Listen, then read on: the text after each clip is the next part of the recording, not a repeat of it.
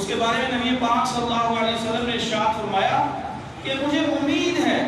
کہ 9 ذی الحجہ کا روزہ پچھلے سال اور آئندہ سال کے گناہوں کا کفارہ بن جائے، اور پھر 10 ذی الحجہ کو اللہ کے نام پہ خون بہانا اور اللہ کے نام پہ اپنے ہاتھ سے خریدے ہوئے، اپنے ہاتھ سے پالے ہوئے جانور کو، جس کے ساتھ آپ کو بھی محبت ہوگی، اس کو آپ سے محبت ہوگی، پھر اللہ کے حکم پہ اس کو ذبح کر دینا، قربان کر دینا، اس بات کی مشق کرنا کہ یہ تو جانور ہے جسے میں اللہ کے نام پہ ذبح کر رہا ہوں، پھر اپنے ہر اس جذبے کو جو شریعت کے خلاف ہوگا، ہر اس جذبے کو جو اللہ کے حکم سے متصادم ہوگا، اس کو میں اپنے پاؤں کے نیچے رکھ کر اللہ کے حکم کو پورا کروں گا۔ یہ وہ مشق ہے، یہ وہ جذبہ ابراہیمی ہے جس کی ہر سال ہمیں مشق کروائی جاتی ہے اور ہمیں بار بار ریفریش کیا جاتا ہے۔ یہ ایام 10 ذی الحجہ،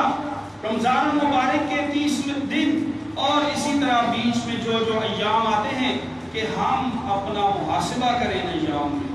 کہ اللہ تعالیٰ نے ہمیں پھر موقع دے دیا۔ یہ 10 قیمتی ترین دن ہیں، یہ پھر ہمارے پاس ہیں، اس میں ہم تکبیر کہیں، اللہ اکبر، سبحان اللہ کا ورد کریں، الحمدللہ کا ورد کریں، لا الہ الا اللہ کا ورد کریں اور کثرت سے کریں،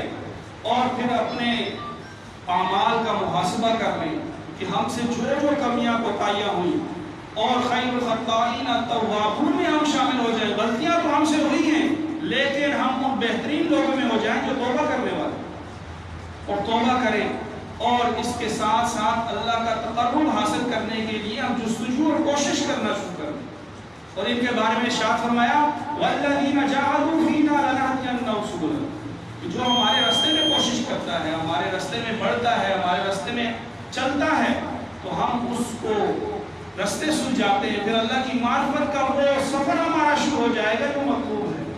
تو صفت احسان ہے۔ پھر ہم نماز میں کھڑے ہوں گے تو اللہ کی یاد ہمیں آئے گی، تصور آئے گا، اور اللہ تعالیٰ کی یاد، اللہ تعالیٰ کی عبادات اس صرف پر ہم کرنا شروع کر دیں گے جس صرف کا نبی پاک صلی اللہ علیہ وسلم نے تعلیم فرمائی۔ اللہ کریم ہم سب کو عمل کرنے کی توفیق عطا فرمائے۔